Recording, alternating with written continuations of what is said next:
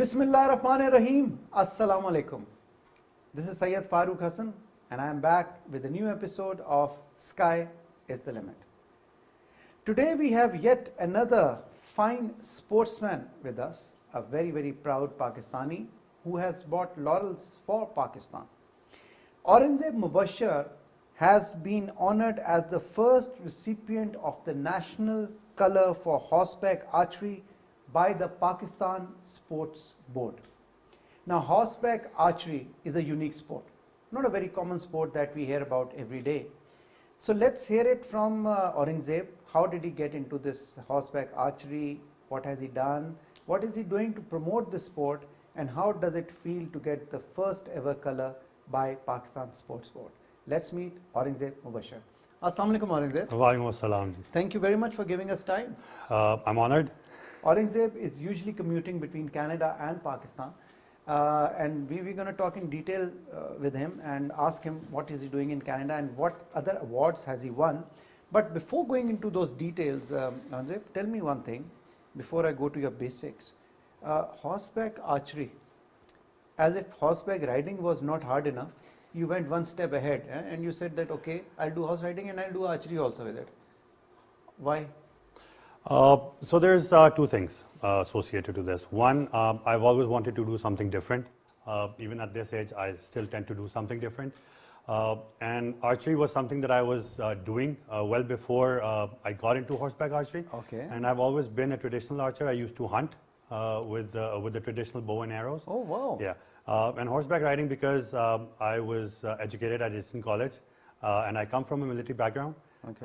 So that is how you got your passion for... My passion came from there. It was actually inculcated into me by my father, who's never been a horse rider, but he always wanted his eldest child to be a horse rider. To be a horseman. And you happened to fulfill that dream. Exactly. And when you say at this age, I take an exception to that. You look very young. What are you trying to say? Well, I'm trying to say that normally you will find horseback archers being trained from at a very early young age. Yeah, from but a you very started off early age. late. I started off in my late 30s. Okay, okay, that's so that's it's just a few years ago. So another great thing is that there's no age limit for pursuing your passion. You know, as and when you feel you can excel, go for it. Let's go to the basics, Aurangzeb. Where were you born? Lahore. Lahore, okay. This is And city of happenings. Exactly. Huh? You know. And you know, how many siblings are you? So we are three brothers. I'm the eldest. Okay. And I have two younger brothers. One is in the US and one is in Pakistan. He's in Lahore. So the eldest brother always has a lot of responsibility on his shoulders to be a role model for his younger brothers, teach them, discipline them, and he has to be the most pious guy. Did you follow all those principles? I don't know. I've been, or maybe you wouldn't want to talk about it. No, I'll tell you something. I was very young when I moved to Canada for my education. And when I came back in 2006, I think I stayed with my family for about 13 years before deciding to move back to Canada. So that was the time that I was actually, you know, the eldest brother for both my younger ones. And I was sort of a role model for my younger brother. The youngest one is actually very small, so he's about 13 years younger than me. Oh, okay. Yeah, so he was, I mean, I used to take him to school, but when I started university, he was actually looked after by my younger brother and my mom, dad. So, you know, I still, even though I was in Canada, I was still, you know, keeping an eye on him from there because he grew up being friends with my friends. You know, so everything that he did, I used to hear about it in Canada. So must be influenced, no? Exactly. Usually younger ones do that. So which school did you go to? Eastern College. Eastern College, yes. Right from nursery? Class 1 till A levels. Till A levels. Yes. And you were a day scholar, I was. I presume. And I'm sure, like, I think Eastern College is one of the most blue-blooded colleges. Well, one of the prestigious ones in South Asia. Yeah, and you know, a lot of emphasis on sports as well as education. Correct. So you must have been a good sportsman right from childhood. That's correct. And apparently I only focused on horseback riding since grade 3.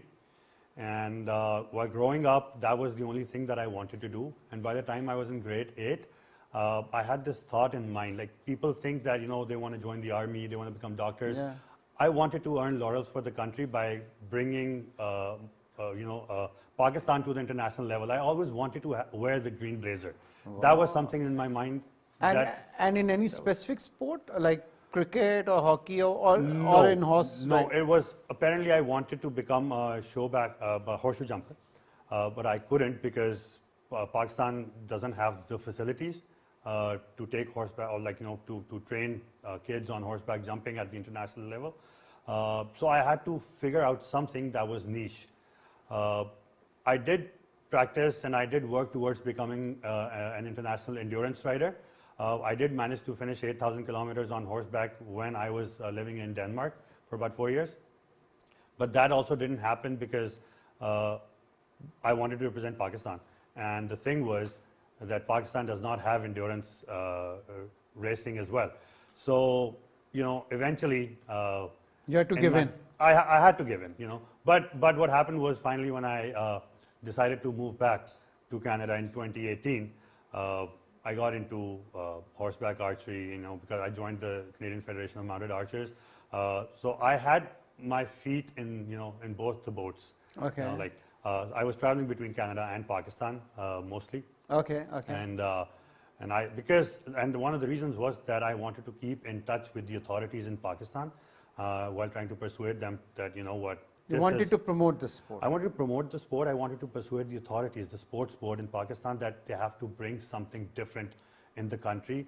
We need to have Pakistan at the international stage taking horseback archery over there. And because there's no one here, I had to do something. So I had to, put my step forward and go into this sport. And, so that's how I love the blazer that you're wearing, Thank you very especially much. with the flag. Yeah. Keep it flying high. I have yet to meet horse rider who's never had a fall or who's never broken one of his bones. Did you ever have any serious accidents while pursuing this sport? Yeah, 4 bones broken, both arms, both shoulders dislocated, Okay. left ankle dislocated, left hip joint damaged. Okay. Right, I don't know, it's called a femur or something. I don't Femur. know. Femur. Yeah. Yeah, the right femur. Okay, broken. Cracked. Okay. And lots and lots of head injuries. My God. The worst one that I had was when I rolled over with my horse and I had to be in the hospital for about a week. I was unconscious for 3 days. There This was was in bleeding. Canada? No, this was in Pakistan, and this Okay. happened in 2002. Okay. I was here actually during my summer vacations. I was visiting Pakistan, and I was just practicing stick and ball for polo, and the horse just rolled. And what happened was that I had internal bleeding, and the doctors had to actually pull it out through my ears and my nose, and I was unconscious for 3. That was the worst fall that I've ever had. My God. Bone breaking is just a part of the sport. So after having so many injuries, you still managed to pursue yourself and your parents to let you continue in the sport? My mom was extremely sure. against it. I'm She sure. never wanted me to get back on the horse. I did stay away for about 1.25 to 3 years, and then I got into a phase of depression because the horse is an animal that gives me life, that gives me spirit. It gives me the oxygen to breathe, And it was necessary for me to be near horses. I got into depression for about 6 months when my mom gave up, and she's like, "Okay, fine, just Go back to your go back life. to whatever you want." Exactly. So there's no shortcut to a passion, basically. I understand that. Okay, so you got into HSN. Were you a very, very outclass kind of a student, like the top 3, or were you the average, mediocre, or were you the last backbencher?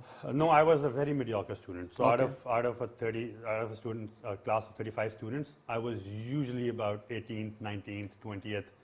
No peer pressure, no pressure from the family that at in those days, like our families used to be after us that you have to be in the top 3 and you have to study.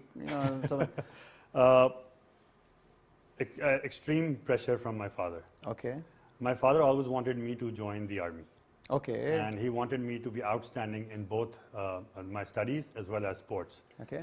I was focusing too much on my horseback riding, and I didn't really put too much effort into In my your studies. studies. I just wanted to be a good enough student that I could graduate with, with a good grade from university. Okay. And that's exactly what happened. And you managed that. I did manage it. So, being an average student and getting a color for Pakistan, I'm sure it must be a very elated feeling, a very awesome kind of a feeling. Were you good in extracurricular sports and all during your early school days? Like, were you playing any other sport besides horse riding, or when did you start horse riding? I started horse riding in grade 3. Okay. And I also used to play hockey. But hockey just faded away with time. And horse riding took horse riding precedence. took the place. No cricket? I'm surprised. Never. Never. I don't even. Would Know you the believe basics? I don't even know the names of the Pakistani cricketers right now. Oh, okay. All I know are good archers, horseback archers, a couple of hockey players, because I still love hockey. So all equestrian sports, basically. All equestrian sports, basically. Okay, all right. And then, like, were you a naughty kid, or were you a very docile, obedient kind of a student? I was a very docile. Docile Yeah, kind of. yeah. Keeping to yourself. And all. Keeping low profile, keeping to myself. And your passion for horse riding and horses started because of your school, because it was mandatory that you had to do horse riding? We had a mandatory, because it was a HSM, it was a compulsory, one of the compulsory subjects Okay. that we had to go through during our early years. So up until class 5, it was mandatory. So before the school assembly, we used to have a 30-hour class. 30-minute class. 30-minute class. But what happened was, when you go into prep school, which is from grade 6 to grade 8 back then, now HSM has changed this educational structure. This was a part of your evening games. So each student was bound to pick up one sport that they used to play after school. It was a 1-hour class, and I chose horseback riding and tent pegging. So that's where... Tent pegging, again, a Yes. very technical and hard sport. Yes. So I've been a tent pegger for about 32 years now. 32. And did you have good teachers who would teach you this sport? Because it's not a very common sport, that anyone would know. Correct. So the 4 people that I give credit to where I am today, obviously my mom, then my dad. For letting you play. Yeah, for my mom, because my dad was in the army, so he was posted all over Pakistan, and he decided that the children are going to stay in Lahore, and he never wanted us to become boarders, so he got our mom settled in Lahore, and mom for like about 10 years, mom used to pick us up in the morning, drop us off in the morning, pick us up in the afternoon, take us back to school for the evening games, and dad, of course, for financing all this and bucking us up all the time through and through, and then one of my teachers, I would really like to name him, Askar Hayat Rai, who was actually my class teacher and my English teacher in class 6 and 7 in HSM. Okay. And last but not the least, Ustad Sher Khan, who was a Risaldar, Fauji, and he was the guy who actually, and he was not my Ustad for a long time. He was there just for about a year and a half, but that year and a half changed my approach towards life, towards equestrian life, and towards achieving a goal when you're passionate about something and you want to make a career out of it, or you want to reach to the maximum heights when it comes to achieving your passion. So Ustad Sher Khan was actually one of those people. Wow. Growing up, grade 3, you started horse riding, and every student, every kid has a dream, or a dream is ingrained in his mind or her mind, that okay, when you grow up you have to become a doctor, you have to become an engineer, you have to become a pilot, you have to go in the army, or you have to become a computer scientist. Unlike these days, like these days kids are very independent. But did you have any dream or vision, or that okay, when I grow up I have this passion for planes and I want to be a pilot, or I have this passion not to become a doctor, whatever? Until my O-levels, I wanted to join the army.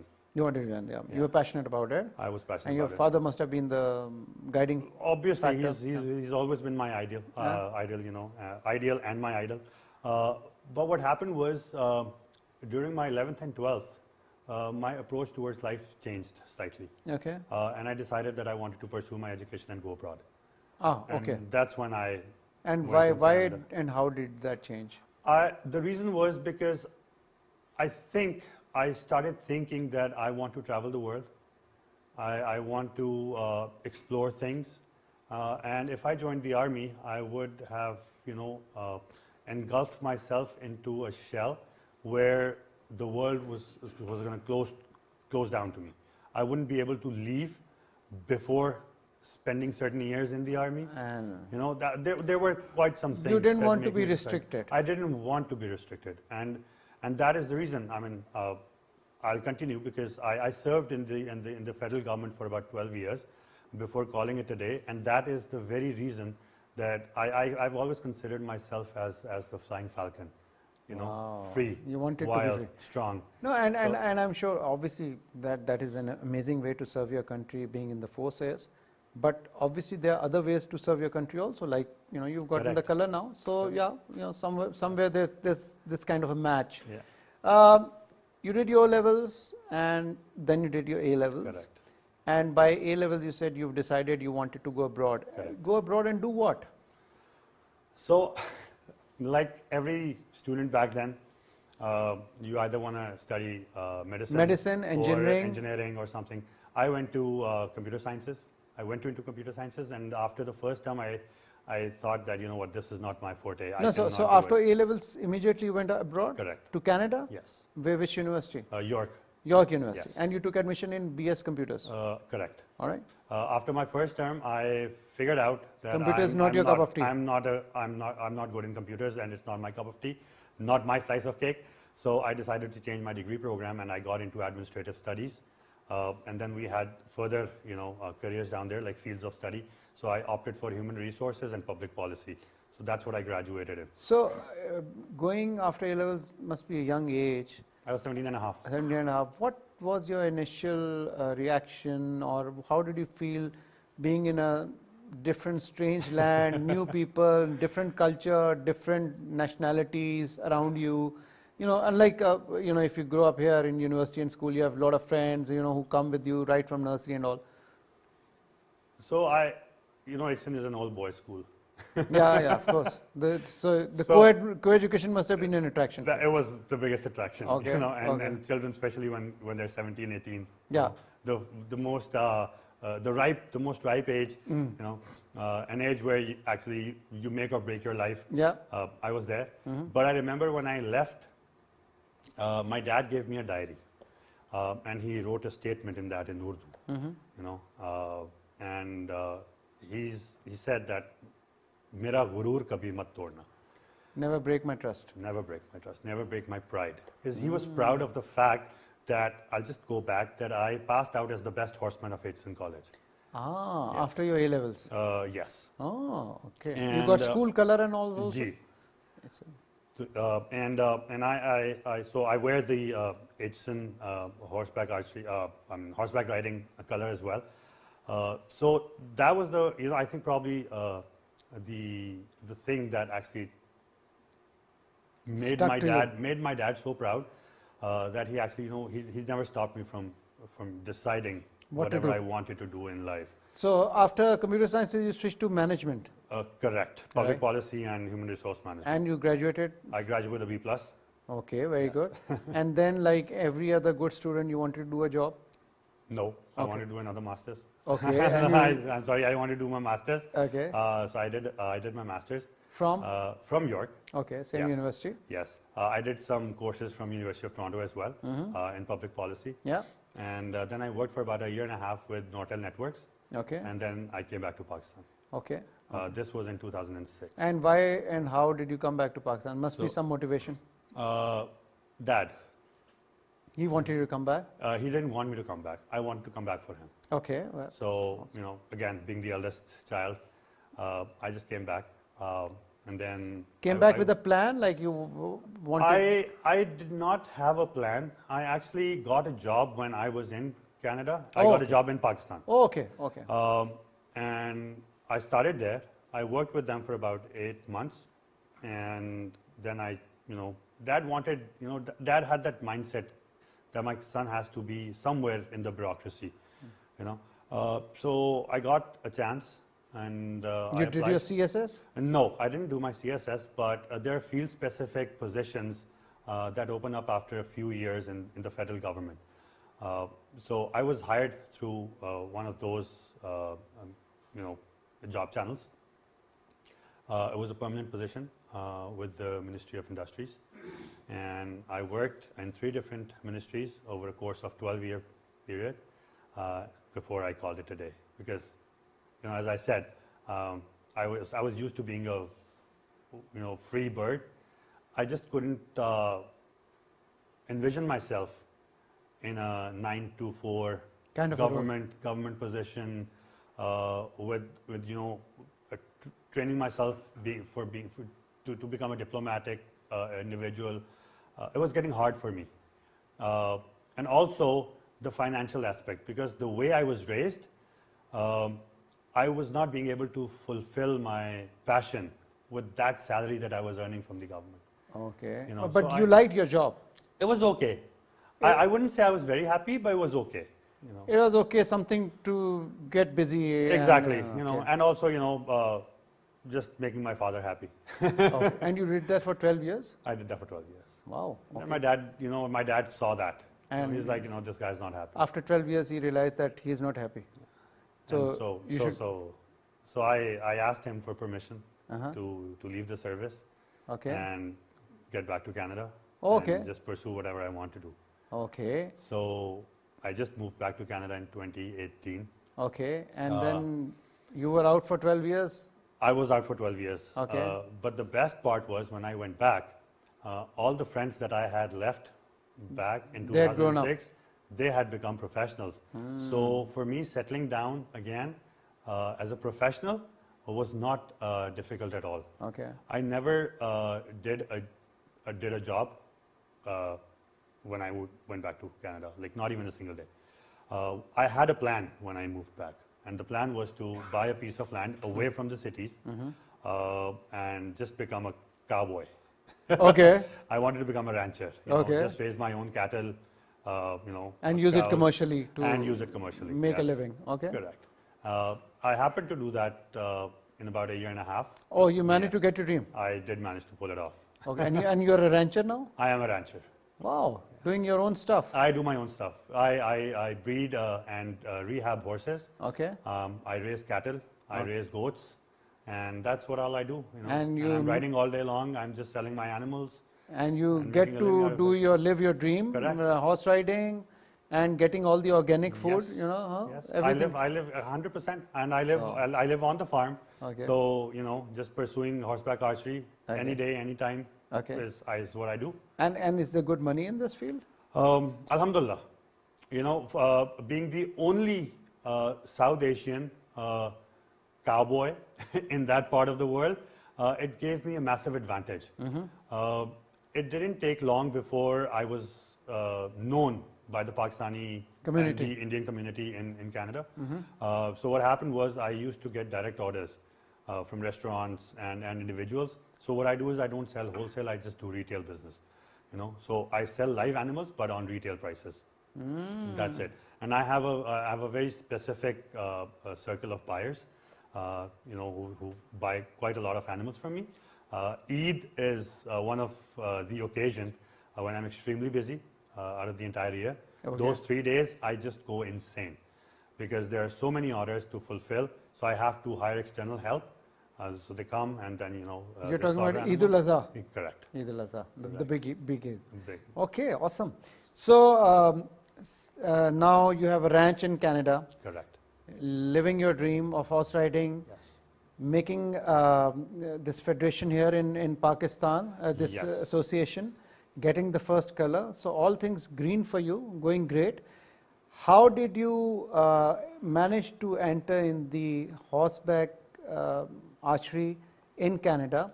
And what specific steps have you taken to promote the sport in Pakistan? We're going to ask you, but after a short break. Viewers, in a very interesting conversation with Aurangzeb Mubashir. Don't go anywhere.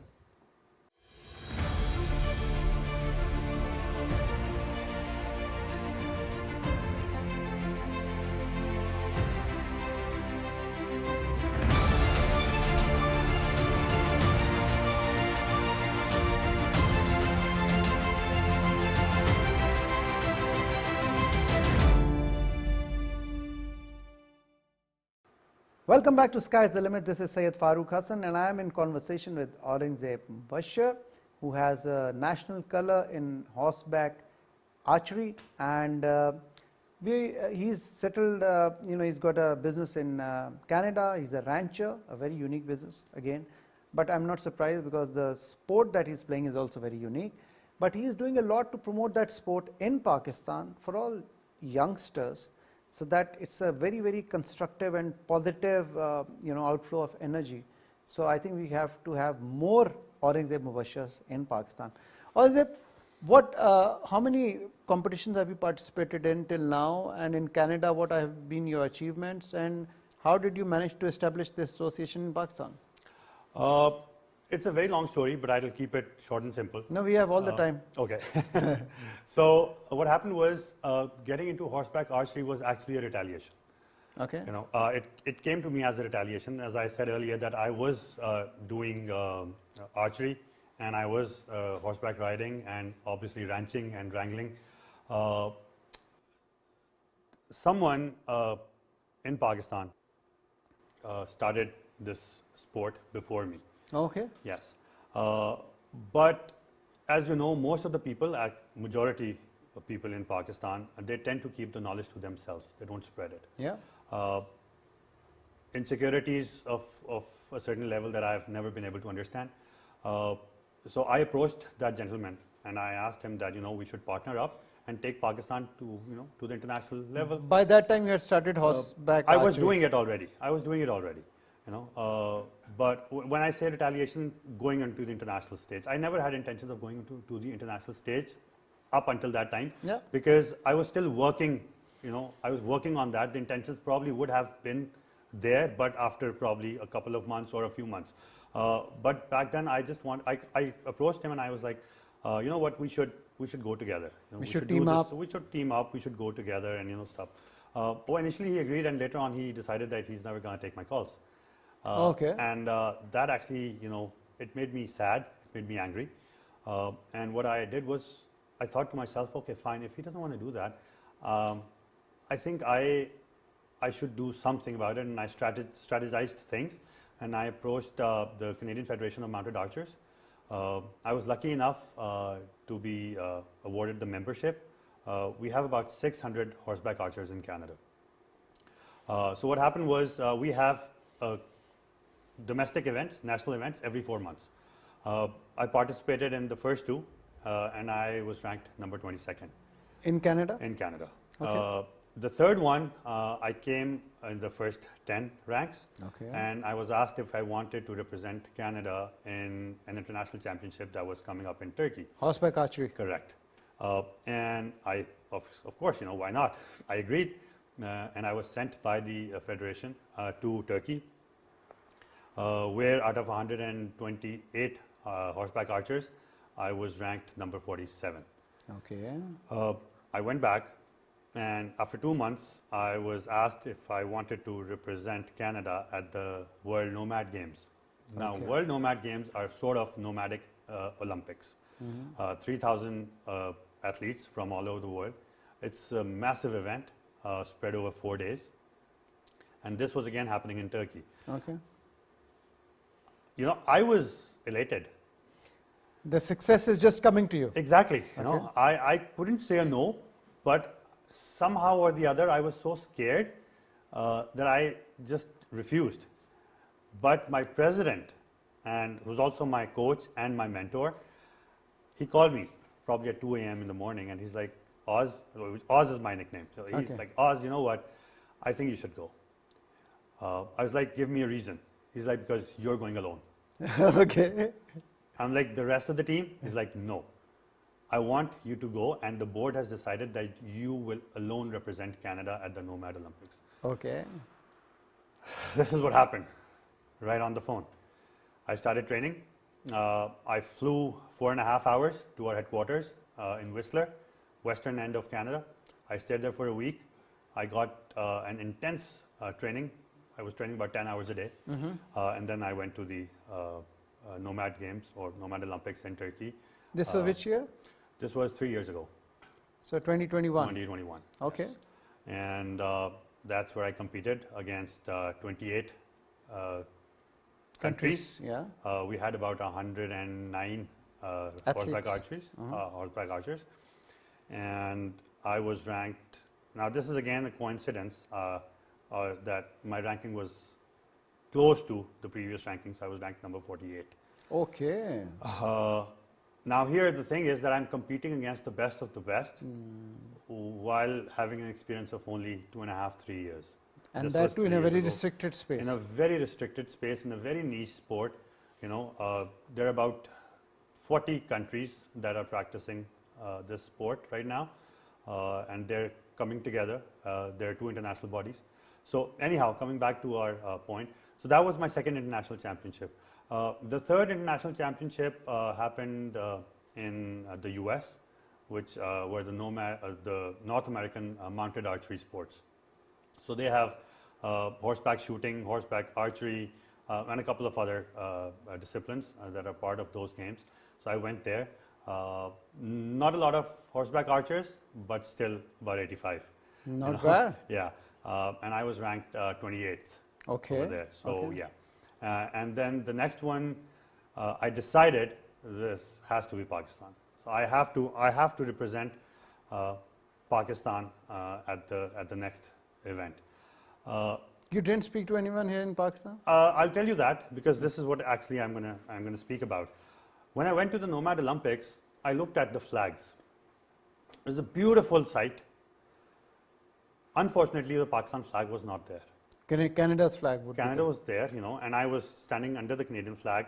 Friends taking pictures, and I was sending them back to my federation and parents and families and friends.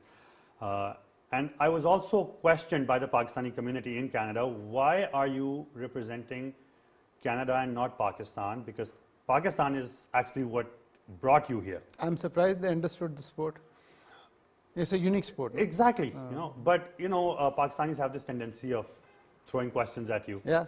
I did a 10-minute video explaining why I am representing Canada, because before that I did approach the Equestrian Federation of Pakistan asking for a no objection certificate so I could represent Pakistan, which was refused.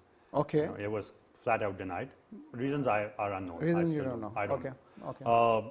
So that was exactly the point when I called my dad from there, and I was teary-eyed because I felt sad, and I was like, you know, Dad, the next time I'm in a country, I want to be wearing a green blazer. Wow. Your childhood dream My childhood dream. again Correct. coming. Okay. So I approached the Pakistan Sports Board, and as lucky as I could have been, they were very helpful. Okay. They asked for all my credentials. You know, they asked me to come to Pakistan. And you were still in Canada? I was in Canada. You know, I had done the sport. I went back, and what I did was I spoke to the deputy DG back then. Very, very helpful gentleman. He actually gave me a pathway of how to work around this thing. Kamral? Who was it? Kamral no, Ashari? No. I'm sorry. I'm forgetting his Okay. name right now. Okay. But gem of a person. Not because he gave me a pathway, because he gave every sportsman a pathway to achieve something for himself and to bring laurels to the country. You know what? Our javelin thrower, Yeah. Shabir? Arshad Nadeem. Arshad, yeah.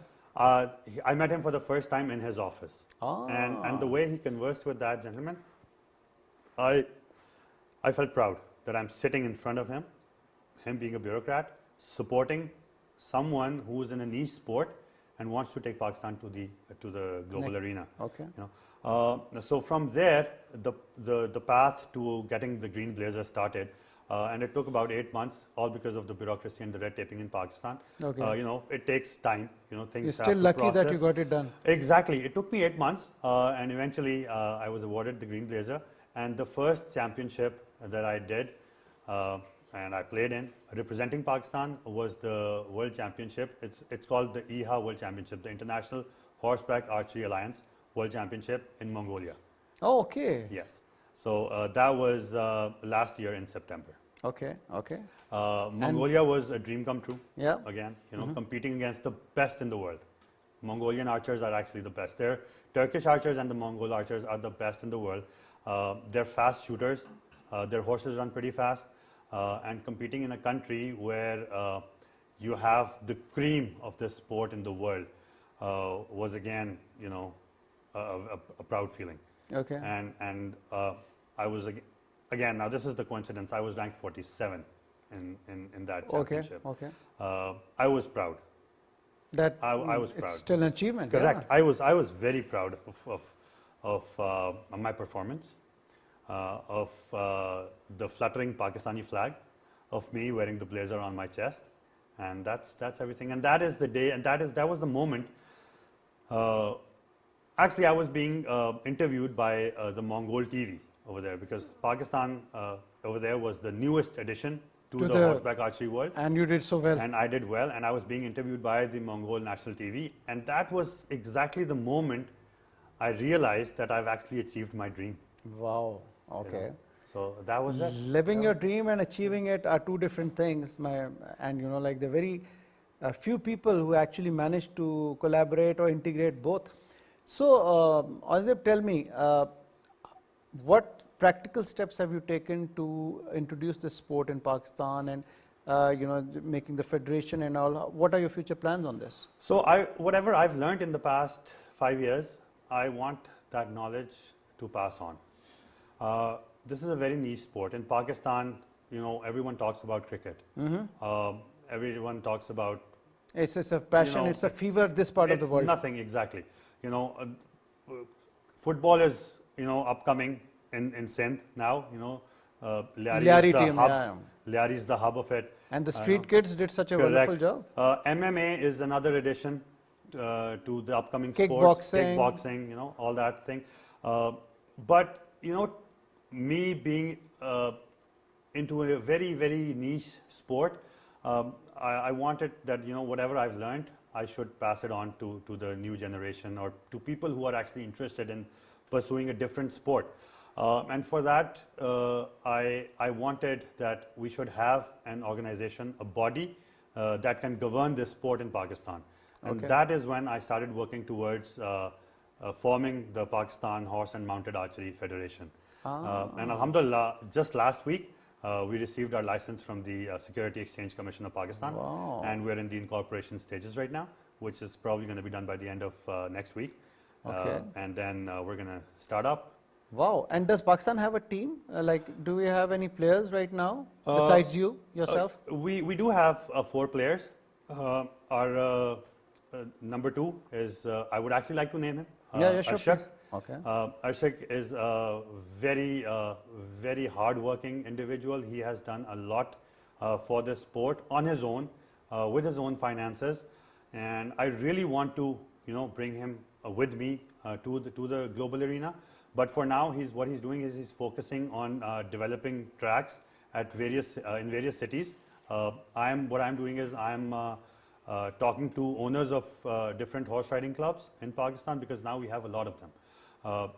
2 national clubs in Pakistan that are actually, very much into polo. So talks are underway with them. They will be our associated bodies, our affiliated bodies. That is where we're going to start the sport. Right now we have 3 clubs that are actually training children. One is Mariners Saddle Club in Lahore. Then we have the Chandbagh Equestrian Facility in Muridke. And then we have Zaki Farms and Polo Club on Bucky Road in Lahore. They all teach the sport? So Arshak goes to all 3 locations, and we have tracks over there, we have targets over there, and Arshak is teaching. I travel frequently. I'm in Pakistan every 3 to 4 months for about 15-20 days. I am doing workshops right now. Probably in June, we're going to have a massive workshop in Islamabad. And I think we're doing pretty fine as of now. That's awesome. I just want this sport to flourish. Because I wouldn't be able to do this after a few years, and I don't want this to die down. I want it to keep going. And Arshak is, he's an upcoming boy. He's 28 years old. makes his own bows, does his own arrows, has a very good eye for shooting, and trained well enough. And I want him to lead this organization Initiative. after a few years, and I think he'll do pretty good. So then what I'll do is I'll just sit in the back. I'll do the lecturing, the workshops, and I'll get him. He'll be the face. He'll be the face. I'll make him take the lead on it and everything, and then he can do that way forward. And what are the points, or what is the major attraction? Like, if you were to explain the sport to an ordinary person who's never been in this sport before, what are the advantages or what are the pluses of doing this sport or playing this sport? I'll tell you something very interesting. I was coming back from Mongolia. I had to come to Pakistan, so I stopped in Turkey. And when we're traveling, we are usually in our uniform, and I was stopped by a few Pakistanis and some Indians, just walking around in the terminal. And they approached me from behind and was like, "Excuse me." I turned around, like, "What's horseback archery?" I'm like, "Have you seen that series that's coming on these days? The Turkish series?" They're like, "Oh yeah." Ertugrul? Yeah. It's like, that's horseback archery, what they do. They're shooting arrows from while riding a horse. From running horses, from the back of running horses. Oh yeah. It's like, so that is it. That is exactly what I do. But I don't shoot at humans. I shoot at targets. Okay. I shoot at targets, and that that's when I realized that this is something interesting, and people are actually liking it. So now I run a very small YouTube channel. I do stuff on TikTok. I do small videos while stringing bows. When I buy a new bow, I usually do a 2-minute or a 3-minute video explaining people what this is. And I get such a good response. And over the past, I'd say about a year, a little less than a year, a lot of people have approached the organization, not the organization, but our saddle clubs. Ali Fawad, who is one of the owners of the club in Lahore, approached him. They've approached me through Facebook, through TikTok, through Instagram. I'm pretty viral on Instagram as well. Very nice. So people approach me, and especially people in Pakistan. Mothers approach me. A lot of mothers approach me because they want their kids to get into this sport. Okay. And I feel happy. And so it's not a dangerous sport. It's quite dangerous. It is. Correct. Because it's a running horse. You don't have reins in your hands. So you have to have a very strong balance, and you need to understand the animal, because your left hand has the bow, your right hand is pulling the string. It's drawing the arrow. The horse is running in a single direction. You have targets on your left hand. You never know what happens to the horse because it's an animal. Animals have reactions. So you have to be very much in control. You have to be very much in control of the horse.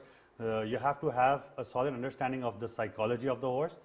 And of course, you have to be a very sharp and a speed shooter. Now, when I say sharp, is because you have to hit the target. A speed shooter means because you have to draw arrows as fast as you can, because you only have about 15 seconds to go to run your horse on a 120-meter track, shooting at 5 targets. So it has to be very fast. Okay. And you reach that stage after you've shot about 5,000 arrows from ground. So you have to have that level of adrenaline in your body. Correct. To actually come into Correct. the sport. Your thumb gets damaged. You can see this. This we call this the thumb shelf. So this has gone numb. Now you're scaring people. No, it's it's factual. you have to get hit by a hard ball while playing cricket to become every game has its pluses. You're playing hockey. Your legs aren't safe. Doesn't matter how much padding you're wearing. Yeah, that's true. And so as compared to other sports like cricket and hockey and football, this must be an expensive sport, like maintaining a horse, the equipment, practice, training and all. What do you say? So what I say is it's not as expensive as tent pegging. It's not as expensive as polo. I'd say it's probably the least expensive, because in tent pegging you have to have at least 2 or 3 horses, because it's like a very fast sport. The horses have to run again and again and again. So for horseback archery, 1 horse is good enough. And the best part is it can be any horse that just has a decent stride, decent pace, not too fast, not too slow. And those horses are easily available, because when we go to international competitions, the horses we get are provided to us by the host country. We don't travel with our horses. You don't travel with the horses? No. Okay. So it's not that you only have to have, like, you have a lucky bat, while if you are in cricket, you have to have 1 hockey stick with which you play.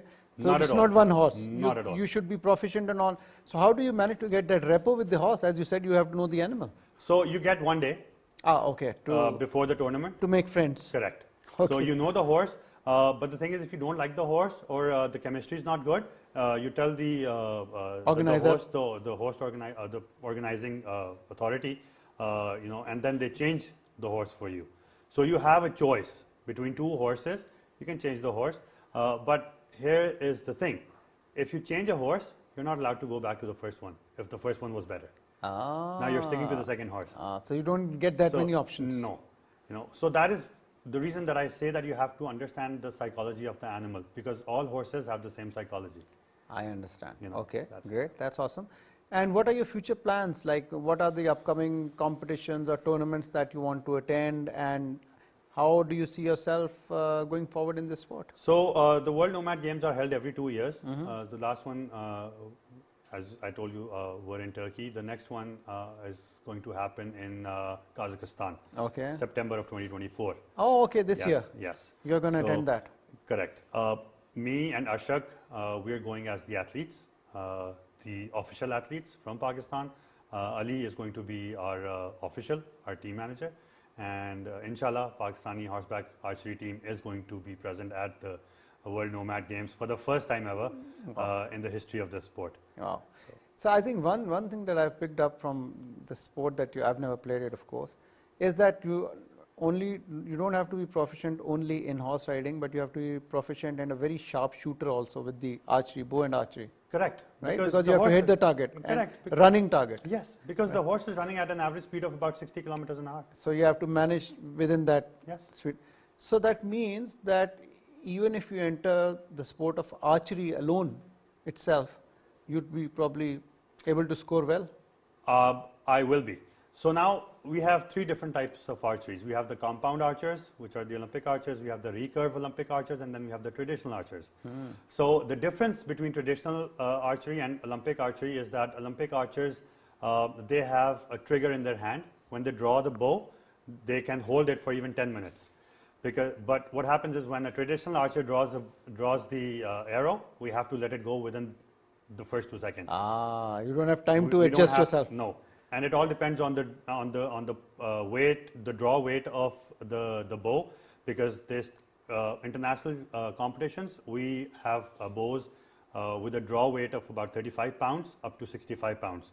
Wow. So that means that when you draw a 31-inch arrow at 30 inches, you're actually pulling a force of 65 pounds. My God. And split-second timing. And it's a split-second timing. You don't have no second chances. No. And you have to shoot at least 3 arrows in 120 very run. technical and professional sport, I must say. And so proud of you Thank you that so you're much. bringing. I'm sure you're going to bring more medals and honors for Pakistan.